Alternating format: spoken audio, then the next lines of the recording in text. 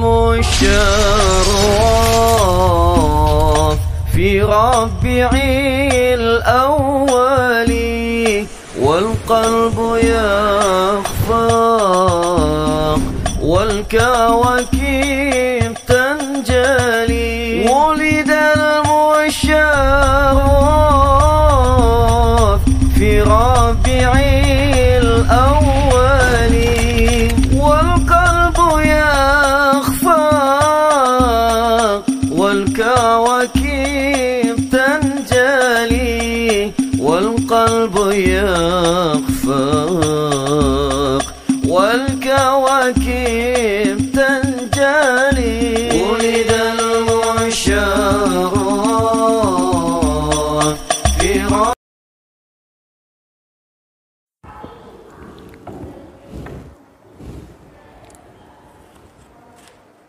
Bismillahirrahmanirrahim. Assalamualaikum warahmatullahi wabarakatuh. Alhamdulillahilladzi syarafana bi khatamin nabiyyin wa kunna khaira ummatin ukhrijatil alamin. Asyhadu an la ilaha illallah al-malikul haqqul mubin wa asyhadu anna Muhammadan abduhu wa rasuluh shadiqul wa'dil amin. Amma ba'd. Qala rabbi shrah li sadri wa yassir li amri wa hlul 'uqdatam min lisani yafqahu qawli wa la haula wa la quwwata illa billahil aliyyil azim. Yang saya hormati Ketua DKM Masjid Al-Irsyad beserta jajarannya, hadirin wal hadirat rahimakumullah.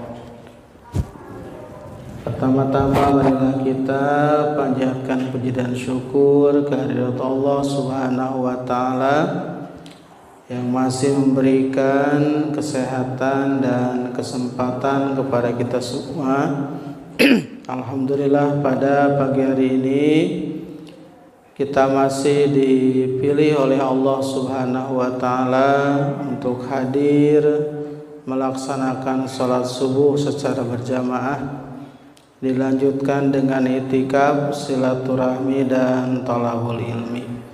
Mudah-mudahan rangkaian amal ibadah kita diterima oleh Allah Subhanahu wa taala. Salawat beserta salam kita limpah curahkan kepada baginda alam Nabi besar Muhammad sallallahu alaihi wasallam.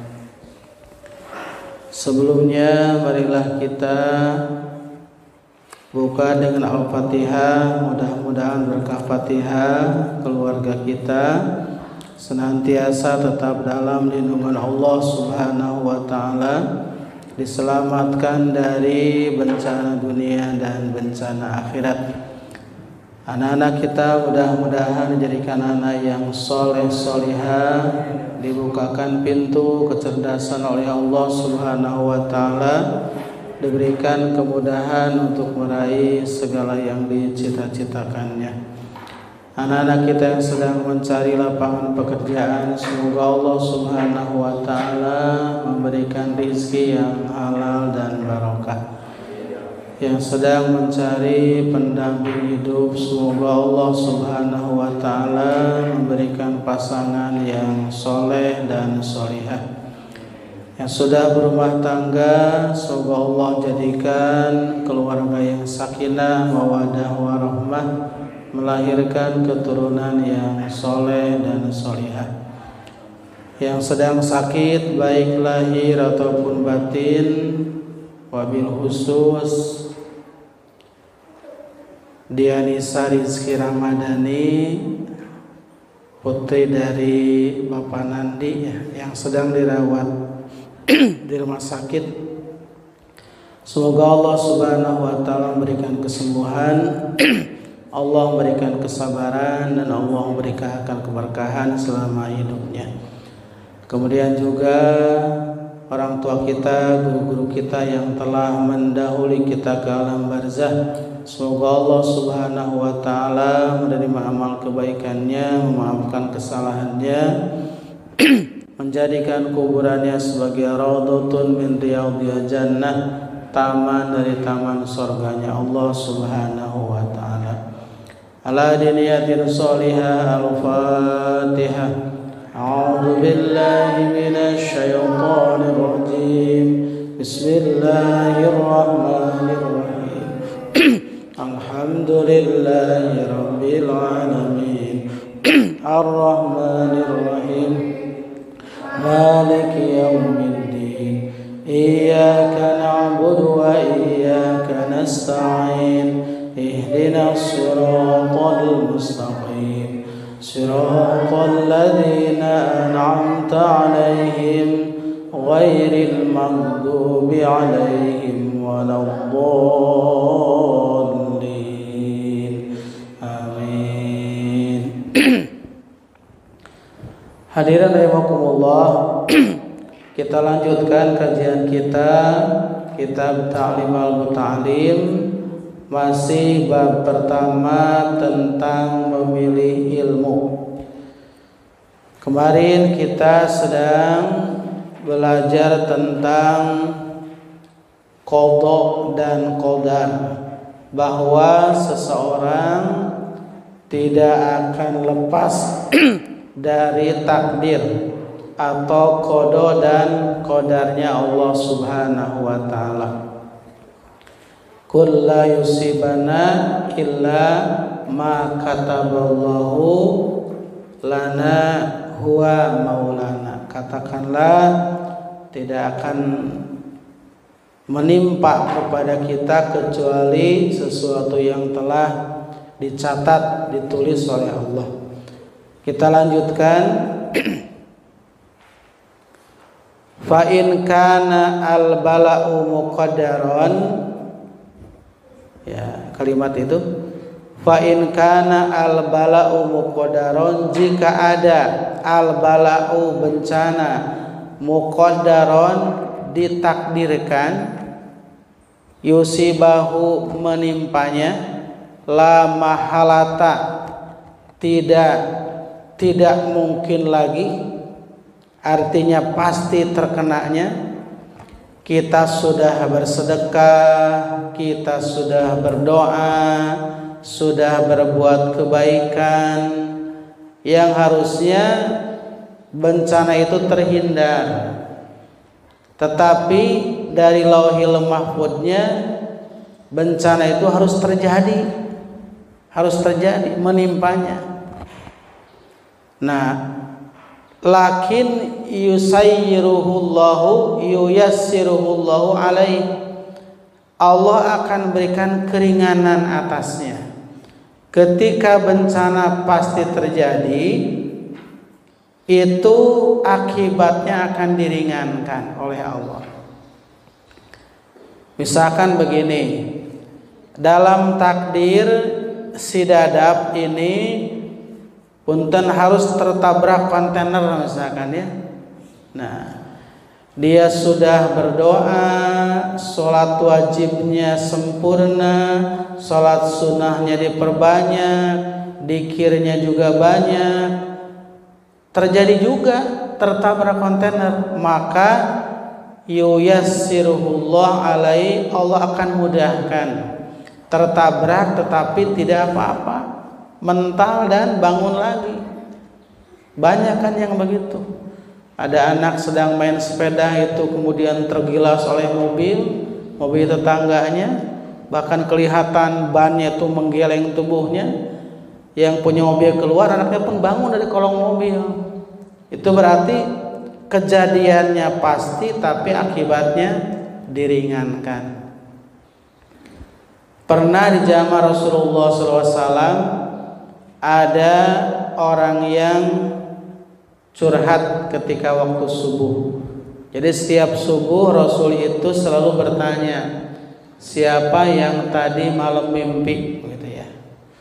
Nah, kemudian ada seorang sahabat, ya Rasulullah, saya mimpi buruk seperti ini. Diceritakanlah. Kata Rasul, kamu ini akan tertimpa bencana, akan tertimpa batu. Maka banyak berdoa, Rasul mengijazahkannya salawat mubrom. Coba baca salawat ini. Allahumma sholli ala Sayyidina Muhammadin wadfa'anna minal bala'il mubromi innaka ala kulli syai'in qadir. Baca itu salawat mubrom, baca, dibaca. Yang kedua, kamu tidak boleh melewati jalan ini, karena jalan ini itu di atasnya ada tebing curam, banyak bebatuan. Baik ya Rasulullah, doa. Kemudian orang tersebut mengamalkan doa salawat mubrom, Allahumma sholli ala Sayyidina Muhammadin wadfa'anna minal bala'il mubromi innaka ala kulli syai'in qadir. Terus kemudian ketika dia beraktivitas tidak melewati jalan itu, karena itu jalannya tebing, di atasnya ada batu, banyak bebatuan. Diharapkan begitu ya, pasir atasnya batu, banyak. Kemudian pada suatu hari memang sudah terjadi, harus terjadi kejadian itu. Dia terpaksa melewati jalan yang Rasul larang. Terpaksa motong kompas ke sana, paling dekat. Dia berjalan ke sana. Nah, kemudian ketika pas di tengah-tengah, angin pun berembus, pasir pun berjatuhan dan menggelindinglah batu di atas, gelinding gitu. Makin kencang akhirnya batu pun jatuh dengan deras. Ketika tepat di ubun-ubun orang tersebut, batu besar, kata Allah, Jibril tendang batu itu. Maka Jibril dengan kecepatan cahaya 300.000 km per detik, bayangkan, doa begitu, kayak petir aja menyambar batu tersebut dan hancur seperti semen, Pak. Akhirnya menimpa orang tersebut. Nah, jadi orang tersebut tertimpa batu betul sesuai catatan Allah, tapi hanya tertimpa semen begitu, karena sudah bubuk, sudah menjadi debu. Dia pun beristighfar, kemudian bersih-bersih baju begitu saja, tidak luka sedikit pun. Nah itu ya. Jadi ketika memang harus terjadi bencana itu, Allah akan ringankan akibatnya. Yang seharusnya parah kalau tertimpa batu, tapi Allah ringankan. Nah itu ya.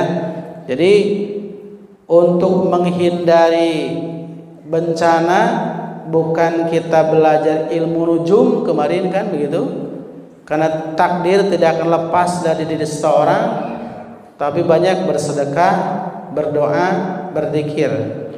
Ketika memang takdir harus terjadi, Allah akan mudahkan akibatnya. Wa yarzuquhu as-sabru bi barakati doa, dan Allah akan memberikan rizki berupa kesabaran dengan berkah doa-doanya. Kalau memang harus terjadi, maka terjadi juga, Pak. Tetapi Allah akan memberikan keringanan akibatnya, kemudian kesabaran dalam menerima bencana tersebut, berkah doanya. Nah, itu ya. Jadi memang ada qada mu'allaq, kemudian ada qada mubrom. Qada mu'allaq adalah qada yang digantungkan dengan usaha dan doa kita. Ketika berdoa ingin terhindar, banyak sedekah, insyaallah qada itu pun Allah hapus. Yamhullahu ma yasha, Allah menghapus apa yang Dia kehendaki. Kemudian qada mubrom adalah qada yang dipasti. Wa yusbitu ma yasha wa indahu umul kitab, Allah menetapkan apa yang Dia kehendaki dalam surat Ar-Ra'd, dan di sisinya induk Alkitab. Ketika sudah pasti qada mubrom terjadi juga, tapi akibatnya akan ringan. Jadi ada sholawat namanya sholat mubrom.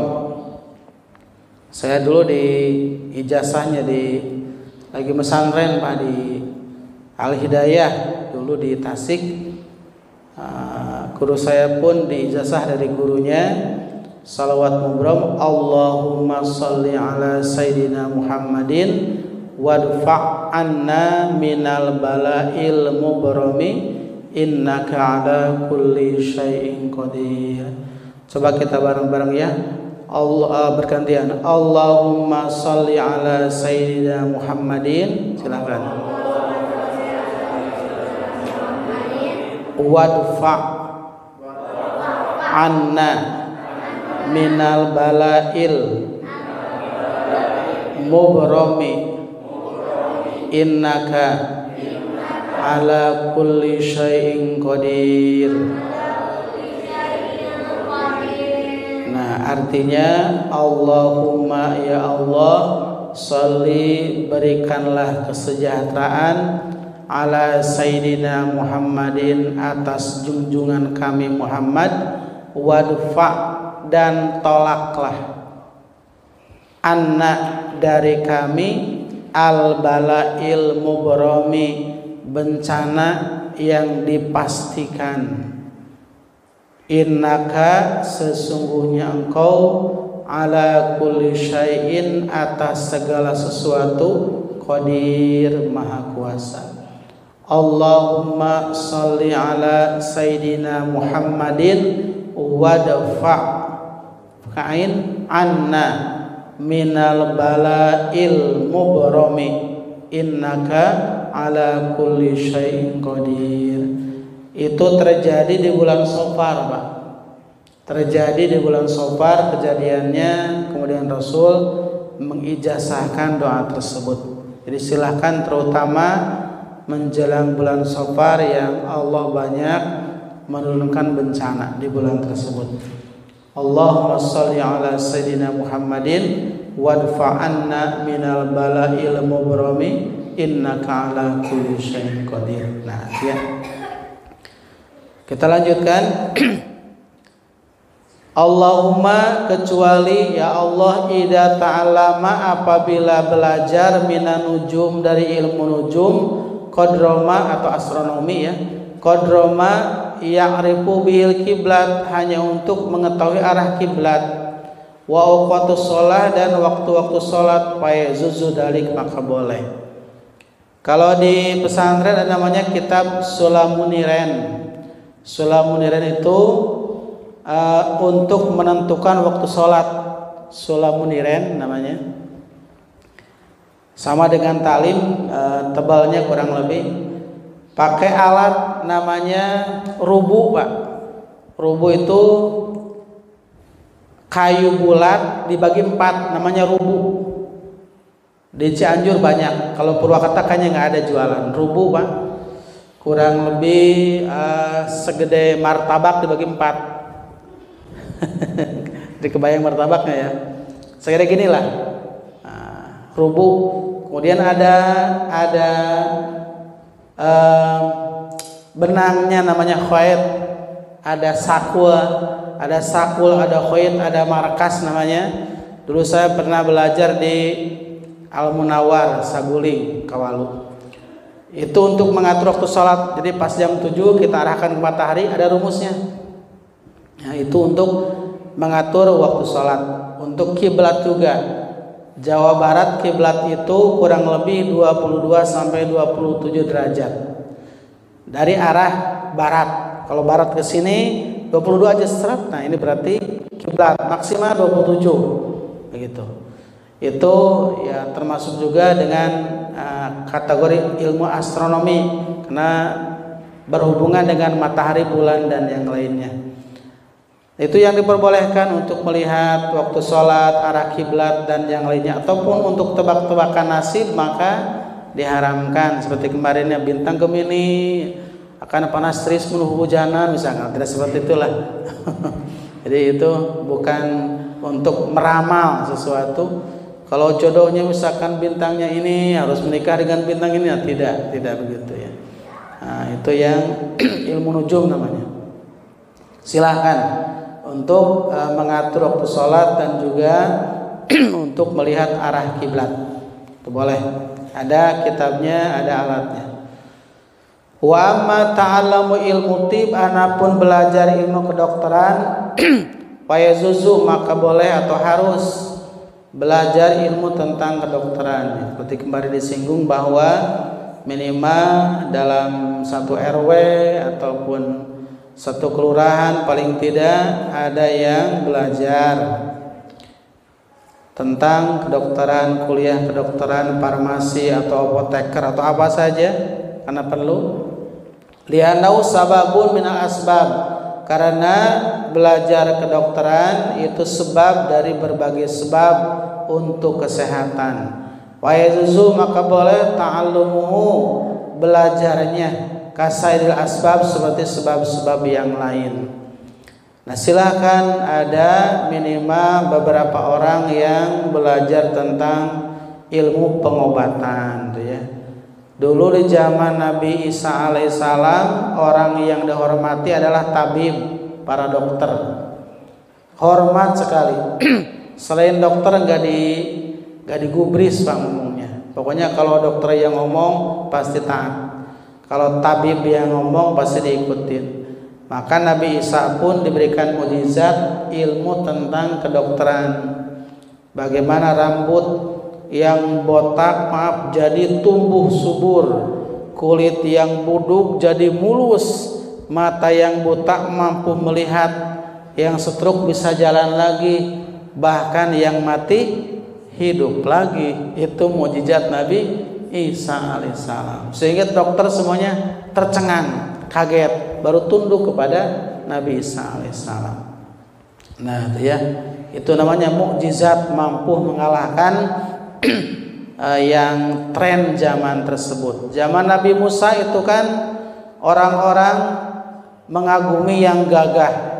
Firaun kan begitu ya, galak, sangar, kaya, gagah, sehingga tunduk, maka dianggap sebagai Tuhan. Datanglah Nabi Musa alaihissalam, tongkatnya mampu membelah lautan menjadi ular, memukul batu terpancar 12 mata air. Maka Nabi Musa pun mampu mengalahkan Firaun dan diikuti. Begitu. Zaman Nabi Muhammad adalah orang menghormati puisi, sajak, prosa dan yang lain ditempel di Ka'bah. Nah, bagus-bagus kata-katanya. Pas ada Quran turun, semua kalah dengan keistimewaan Al-Quran. Nah, jadi silakan ilmu kedokteran pun harus sama ya. Kalau dulu mungkin kedokteran di kampung-kampung itu hanya dengan tanaman ya.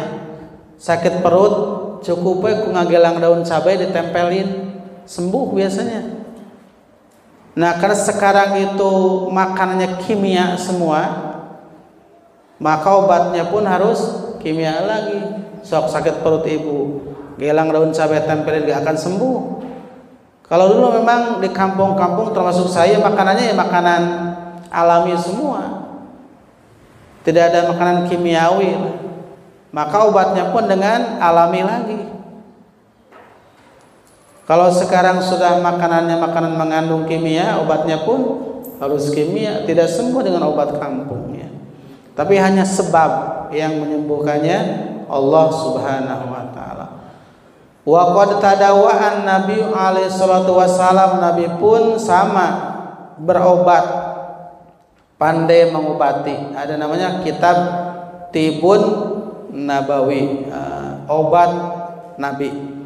Ada salah satunya di Bekam, Pak ya. Di Bekam itu sehat sekali untuk mengeluarkan darah yang kotor. Itu sunnah ya. Atau banyak ya sunnah-sunnah. Minum madu juga adalah pengobatan cara Nabi.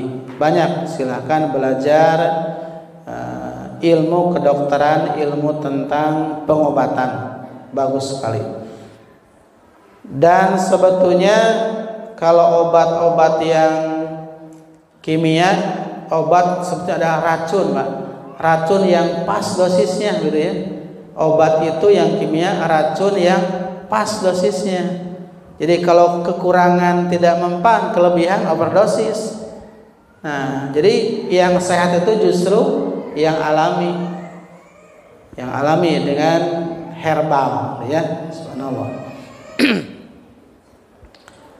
Dengan itu silahkan. Ada rumah sakit holistik misalkan, yaitu Kalau yang konvensional obat kimia itu gratis, tapi kalau kita pilih pengobatan herbal bayar juga Pak, karena memang mahal. Ada terapi pakai tanah, terapi dibalut dengan tanah, ada pengobatan dengan tanah, dengan media tanah, media air, media daun-daun, media buah-buahan banyak Pak. Itu semua tersedia, Allah sediakan sebagai obat. Silahkan anak kita, silahkan direncanakan ini jadi dokter, ini jadi ustaz, jadi silahkan direncanakan. Wa qad uqiya an Syafi'i, dan dihikayatkan dari Imam Asy-Syafi'i rahmatullah alaihi annahu qol, Imam Syafi'i berkata, al ilmu ilmani, ilmu itu secara garis besar ada dua, ilmu fikih, satu ilmu fikih lil adyan untuk agama, wa ilmu tib lil abdan, dan ilmu kedokteran untuk badan. Jadi ilmu secara garis besar kata Imam Syafi'i dua, satu ilmu fikih. Fikih ini termasuk tauhid. Tauhid dikatakan fiqhul akbar, Pak. Tauhid dikatakan fiqhul akbar, fikih besar. Itu tauhid itu. Untuk mengetahui siapa Allah Subhanahu wa taala. Nah, ada fikih kecil adalah fikih cara beribadahnya, bagaimana kita cara menyembah Allah Subhanahu wa taala. Jadi tauhid pun fikul akbar. Kalau fikih yang kita kenal adalah fikih yang empat, ada fikih muamalah dulu ya, fikih ibadah, fikih muamalah, fikih munakah, dan fikih jinayah. Fikih tentang ibadah, wudu, sholat, zakat, puasa, dan yang lainnya. Ada fikih tentang muamalah, bagaimana cara jual beli, simpan pinjam, dan sebagainya. Ada fikih munakaha, bagaimana cara berkeluarga, cara menikah, siapa yang boleh dinikahin, siapa yang haram dinikahin. Ada juga fikul jinayah. Kalau mukul hukumannya apa, kalau mencuri hukumannya apa, kalau menipu hukumannya apa. Itu yang kita kenal, itu fikih kecil. Tapi kalau fikih besar itu ilmu tauhid tentang keesaan Allah Subhanahu wa taala.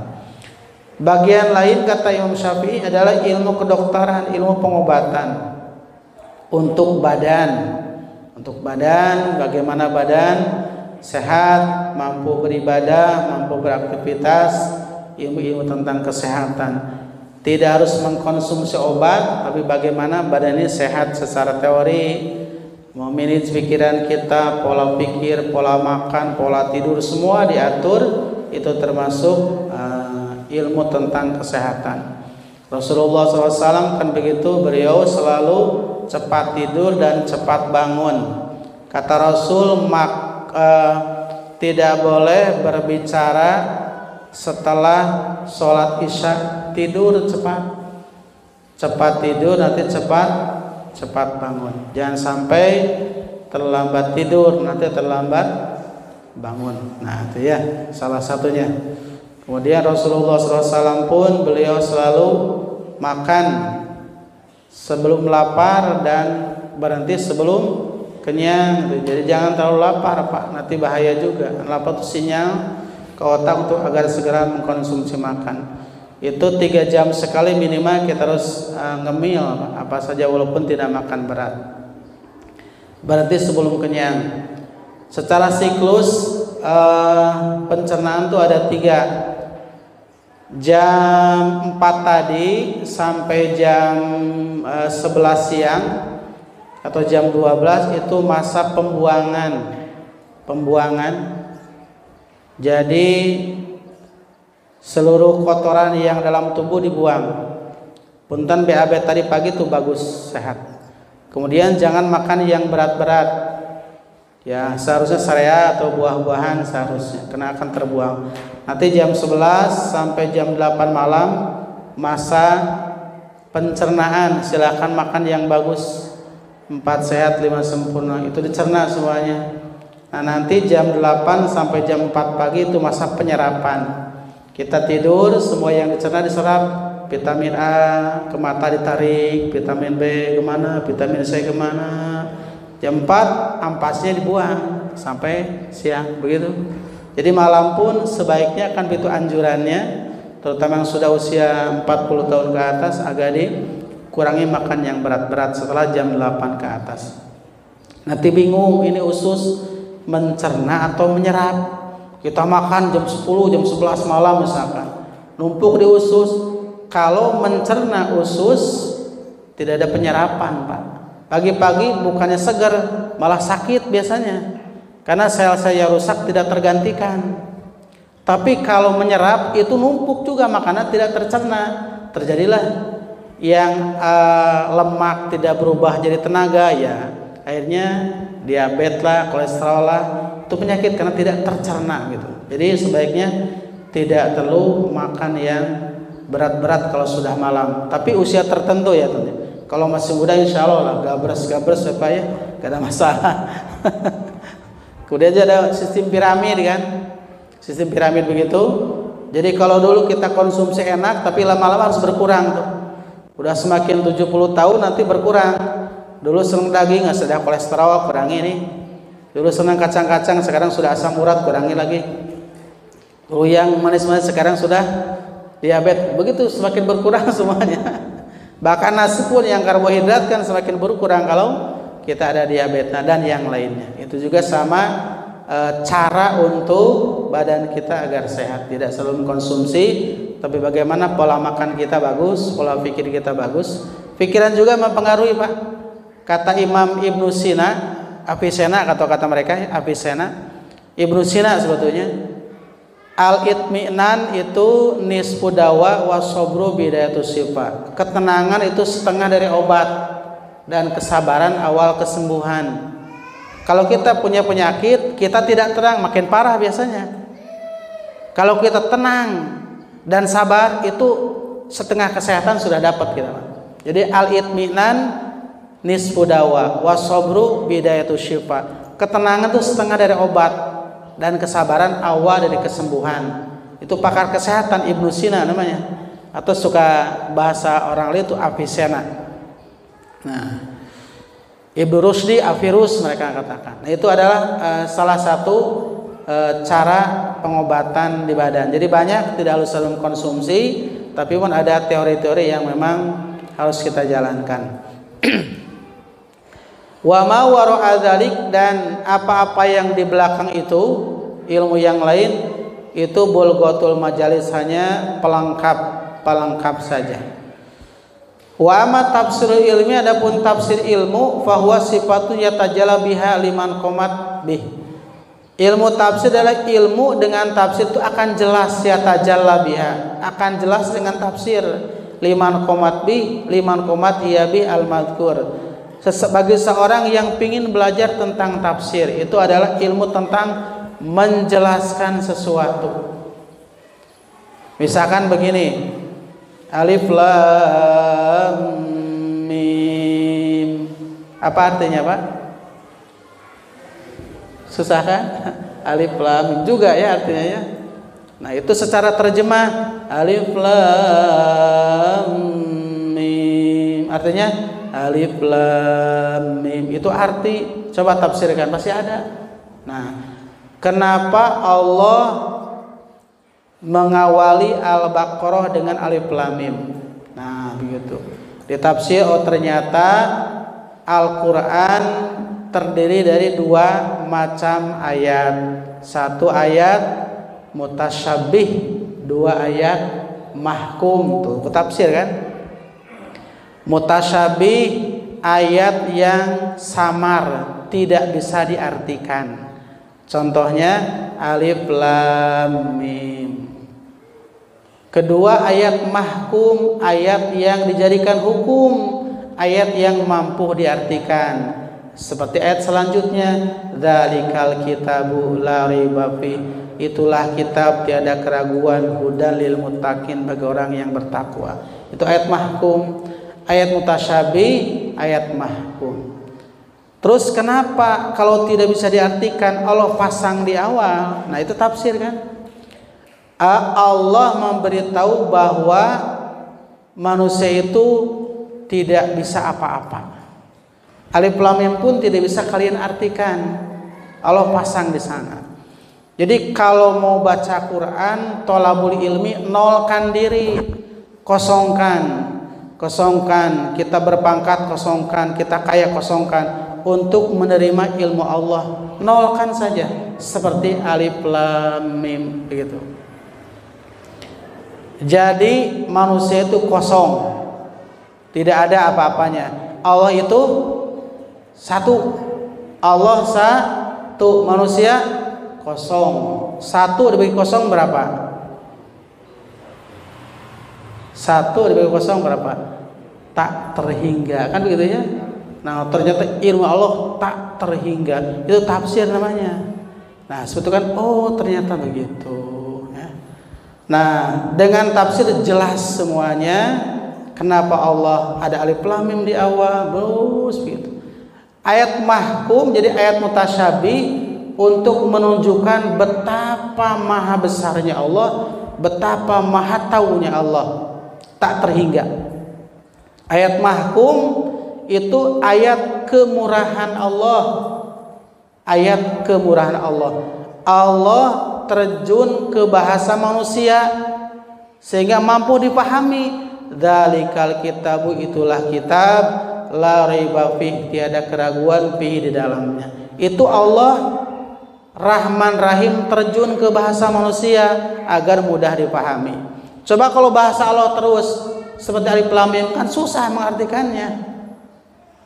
Contoh begini, kita punya ayam ya di belakang rumah. Kalau kita manggil ayam dengan bahasa kita, ayam nggak ngerti. Ayam sini, makanan nih enak-enak, nyamperin nggak? Nggak. Coba kita terjun ke bahasa ayam, gimana manggilnya? Kut kut kut kut, ker ker, nyamperin nggak? Nah seperti itu. Jadi kita terjun ke bahasa ayam, baru ayam ngerti. Begitupun Allah terjun ke bahasa manusia, fahamlah kita. Itu ayat mahkum namanya. Alif lam mim ayat mutasyabih, ayat yang tidak bisa dipahami bahkan oleh Nabi sekalipun, menunjukkan kemahaan Allah Subhanahu wa ta'ala, maha segala. Itu tafsir. Berikut yang lainnya banyak yang aneh-aneh. Ini apa? Itu dengan tafsir. Ya tajalla akan jelas biha dengan tafsir liman komat bihi al-madhkur. Bagi orang yang ingin belajar tentang sesuatu yang dibicarakan, buka tafsirnya pasti paham. Nah, ya. Kemudian wal fiqhu, apa fikih? Ma'rifatu daqaiqil ilmi. Fikih itu adalah mengetahui ilmu yang sangat mendetil, Pak. Dengan fikih itu terjawab. Ilmu fikih, ilmu tentang sesuatu yang sangat kecil sekali. Coba kita mau sholat harus wudu dulu. Cara berwudu dijelaskan oleh fikih. Kalau Quran kan hanya menjelaskan 4 cara berwudu kan. Surat Al-Maidah, fagsilu wujuhakum wa aydiyakum ilal marafiq wamsahu birusikum wa arjulakum ilal ka'bain. Basuhlah wajah dan kedua tangan sampai sikut keduanya. Usaplah kepala, basuhlah kaki sampai kepada mata. Selesai. Tapi difikihkan maka menjadi 6 dan sebagainya. Detail sekali dengan fikih. Sampai bagaimana cara bersin sekalipun diatur kan. Bersin, orang yang bersin diharuskan baca alhamdulillah. Sampingnya baca yarhamukallah. Yang bersin baca yahdikumullah. Sampingnya yuslih balakum. Yang bersin ya sudahlah. Panjang ting gitu ya. Itu kan diatur sampai detil sekalipun. Diatur. Nguap bagaimana, batuk bagaimana kan begitu. Ketawa bagaimana, nah itu diatur oleh fikih ada. Cebok diatur, pipis diatur kan, betul ya? Kalau kita cebok coba, punten, laki-laki sunahnya gimana? jongkok, kemudian diurut begitu ya, dibatek Bu, ibu nggak punya. Berdehem 3 kali, begitu kan? Perempuan berdehem 3 kali, laki-laki berdehem. Itu diatur dengan fikih. Kan Rasul pernah lewat satu kuburan, Rasul tertegun. Kata sahabatnya, ya Rasulullah, kenapa Tuhan terdiam? Kata Rasul, yang ada dalam kubur sedang disiksa. Apa dosanya? Ceboknya nggak benar, gitu. Dari cebok yang nggak benar, mungkin sisa air kencingnya kena ke celana, bawa sholat nggak sah sholatnya, sama aja nggak sholat, begitu kan? Awal yang kecil dari fikih sampai merambat ke menghalangi ibadah sholat. Nah, itu fikih. Jadi ma'rifatu daqaqil ilmi, tahu ilmu-ilmu detail ya dengan fikih. Ma'ana ilaji, serta warna-warna semua ilmu itu fikih bagus. Ada fikul ibadah, fikul munakaha, fikul jinayah, itu semuanya dibahas dalam fikih. Mungkin kita pun belajar ilmu fikih ya. Qala Abu Hanifah rahmatullah alaihi, al-fiqhu ma'rifatu nafsi. Fikih ini untuk mengetahui diri kita. Malaha, apa yang bermanfaat bagi diri, wa ma'alaiha, dan apa yang bahaya bagi diri. Dengan fikih kita tahu mana yang manfaat, mana yang bahaya. Dari makanan, dari perbuatan, dari perilaku, semua tahu yang manfaat dan yang tidak.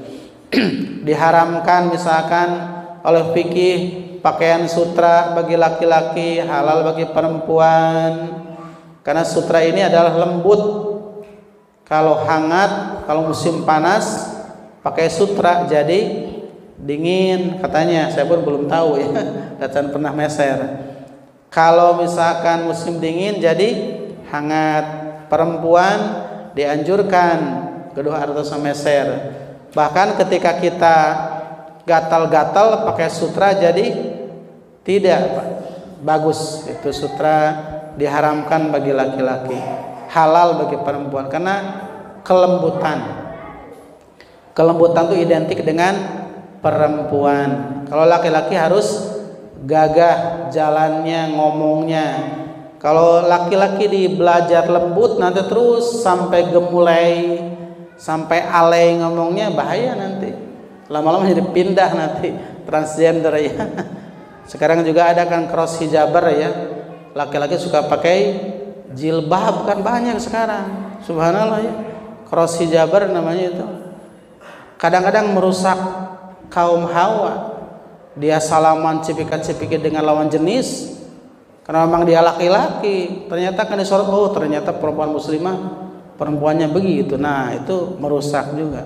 Jadi tidak boleh ada laki-laki ada perempuan. Begitupun makanan sama yang diharamkan.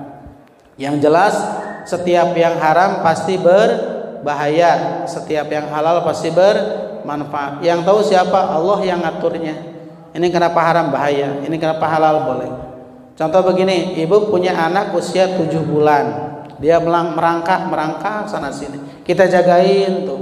Ada misalkan bekas roti, masukin kan disuapin ya, masukin roti, ada makanan masukin. Coba ada batu, pasti dimakan juga Pak.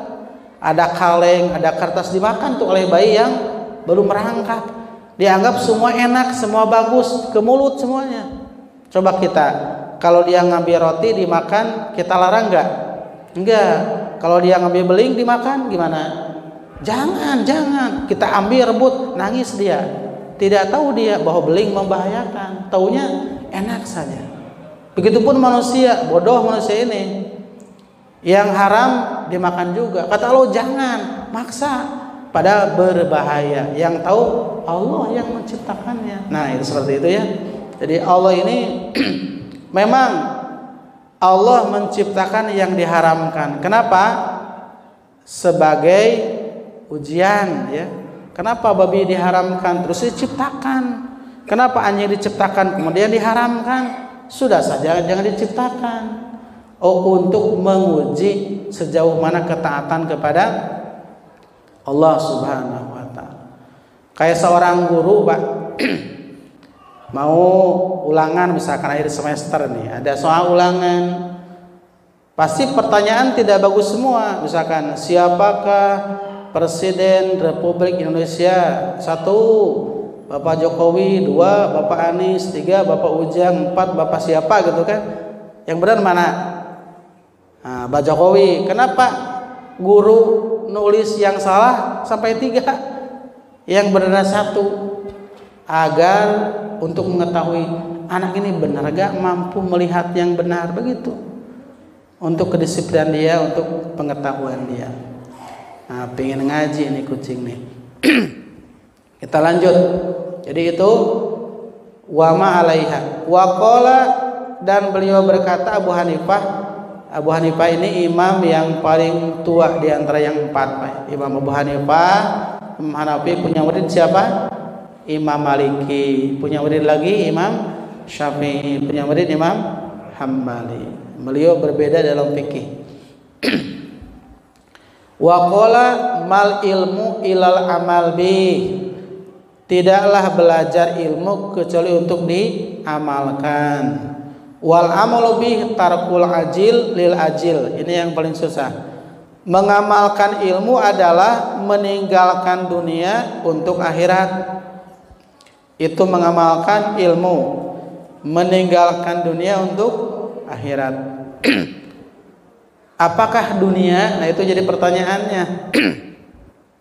Apakah dunia itu? Apakah kita jangan bekerja atau tidak boleh kaya atau apa? Dunia ini dalam Ihya, misalkan Ihya Ulumuddin ya, dunia adalah sesuatu yang tidak bermanfaat ketika meninggal. Sesuatu yang tidak bermanfaat ketika kita mati, itu dunia. Kalau kita mati masih bermanfaat, itu bukan dunia. Namanya bekal akhirat. Contoh begini. Kita punya kontrakan 10 pintu, kaya raya. Kemudian kita berkata, nah 10% dari hasil kontrakan ini untuk Masjid Al-Irsyad. Itu kontrakan bukan dunia, tapi bekal dunia. Itu bermanfaat. Silakan. Jadi meninggalkan dunia bukan berarti kita tidak boleh berusaha, bukan kita tidak boleh kaya. Silakan. Punya mobil misalkan, nih 1 mobil ini untuk operasional masjid ya. Kalau ada yang perlu jemput, khotib Jumat jemput misalkan ustadz. Nah, ini bukan dunia, namanya bekal dunia untuk akhirat. Silakan. Bahkan Imam Abu Hanifah pernah ditanya, Tuan Imam, kalau seorang konglomerat, seorang milioner, itu termasuk orang yang zuhud bukan? Zuhud kan meninggalkan dunia ya. Kata Abu Hanifah, zuhud dia selama dunia tidak disimpan di hatinya. Mobil di garasi, sawah ladang di kebunnya. Jadi ketika dia beribadah tidak ada apa-apa dalam hatinya, pelong saja, itu zuhud. Tapi orang yang cinta dunia walaupun punya sandal 1, ingat terus. Allah, aduh weuh senal euy, mun anu nyokotnya. Nah, ayo pikiran senal. Itu justru itu yang cinta dunia itu ya. Punya sedikit tapi ingat wae eta teh. Allah motor euy, begitu. Allah itu dunia. Tapi kalau banyak harta kekayaan tapi nggak disimpan di sini, itu zuhud namanya. Nah, maka di sini pun begitu. Ilmu untuk diamalkan, dan pengamalan ilmu adalah meninggalkan dunia untuk akhirat. Jadikan semua dunia sebagai jembatan menuju selamat di akhirat. Begitu, silakan. Jadikan semua dunia sebagai jembatan selamati akhirat. Harta bisa dibawa mati, Bu? Bisa. Titipkan ke yatim piatu, ya, ke pondok pesantren, untuk operasional masjid, itu titip, nanti ditagih di akhirat kepada Allah Subhanahu wa taala. Nah, Dalam kitab Hikam Imam Ibnu Athaillah begini. Sibukmu mencari dunia dan lupamu meninggalkan akhirat, tanda butanya mata hati. Nah, jadi kalau kita sibuk mencari dunia sampai melupakan akhirat, itu buta mata hatinya. Subhanallah ya. Nah, kenapa? Karena dunia ini madumin, sesuatu yang dijamin. Akhirat matlib, sesuatu yang diinginkan Allah, Pak. Dunia sesuatu yang dijamin. Setiap makhluk pasti ada rezekinya, itu dijamin oleh Allah. Kenapa dikejar-kejar? Akhirat kita belum tentu selamat, itu harus kita kejar. Jadi kalau kita ngejar akhirat, dunia pasti akan datang. Tapi kalau kita ngejar dunia, akhirat ketinggalan. Nah, fayan bagilil insan, sedikit lagi. Fayan bagilil insan ayyagfula an nafsihi. Perlu bagi manusia untuk tidak melupakan dirinya. Wa ma yanfa'uha wa ma yaduruha. Apa yang bermanfaat, apa yang bahaya. Fi ulaha wa ukhraha, untuk dunia dan akhiratnya. Manusia tidak boleh melupakan dirinya. Satu, tidak boleh melupakan dirinya. Ini manusia ini punya empat, hanya punya empat manusia itu. Jangan lupa. Satu, punya bodoh, punya lemah, owah dan hina. Bodoh, lemah, berubah dan hina, itu kepunyaan manusia. Satu, manusia punya bodoh. Semuanya jelek ya. Bodoh, tidak tahu apa yang akan terjadi esok hari. Kita kan kalau planning ada, rencana ada, tapi entah jadi atau tidak. Tidak tahu kapan atau apa yang terjadi besok. Itu bodoh namanya. Tidak tahu kita ini masuk surga atau enggak. Tidak tahu kita kan. Nah, bodoh, tidak tahu masa depan. Paling punya rencana. Yang kedua, lemah. Manusia lemah, tidak mampu meraih sesuatu yang diinginkan. Lemah namanya. Kita pengen apa, Pak? Banyak ya. Dapat semua? Enggak, berarti lemah. Lemah, tidak mampu meraih semua yang diinginkan. Yang ketiga, berubah. Allah itu bako, kekal. Kalau manusia berubah, semua berubah. Bayi terus berubah, ya, sampai keinginan berubah. Anak-anak pengen dewasa, sudah dewasa pengen menikah, sudah menikah pengen punya anak, sudah punya anak pengen kayak sudah tua pengen anak-anak lagi. Itu biasanya hayang ora deui, itu kan berubah semuanya. Nah, itu perubahan. Kadang besok senang, sekarang benci, besok mau, sekarang tidak mau, terus begitu berubah pikirannya. Yang keempat, hina. Awalnya sperma, ujungnya bangkai, kan begitu. Awalnya sperma. Fal yang duril insanu mimma khuliqa mimma ing dzafik. Sperma dengan telur ayam, mulia mana? Telur ayam. Coba ibu, kanan nenteng sperma, maaf, kiri nenteng telur ayam. Sok besar Jumat, laku yang mana kira-kira? Telur pasti. Dan malu kita bawa sperma ya. Berarti mulia ayam. Subhanallah ya. Nah, itu wa ma yanfa'uha wa ma yadurruha, apa yang bermanfaat, apa yang bahaya harus tahu. Mana yang bermanfaat, mana yang bahaya, fi ulaha wa ukhra, di dunia dan akhirat, Pak. Di dunia mana yang bermanfaat, akhirat mana yang bermanfaat. Usahakan semua bernilai ibadah, ya. Semua bernilai ibadah. Nah, itu kurang lebih kajian kita pada pagi hari ini. Kesimpulan yang kita dapat pada pagi hari ini bahwa di awal mengulangi tidak bisa lepas dari takdir Allah. Maka banyak berdoa, banyak berzikir, banyak beramal soleh, insya Allah terhindar dari bencana. Kalau memang terjadi, pasti akan diringankan akibatnya. Kemudian kita belajar tentang kesehatan, baik cara makan, cara minum, kemudian cara tidur, cara berpikir dan yang lainnya. Apalagi dengan pengobatan-pengobatan herba dan yang lainnya, belajar juga tentang kesehatan.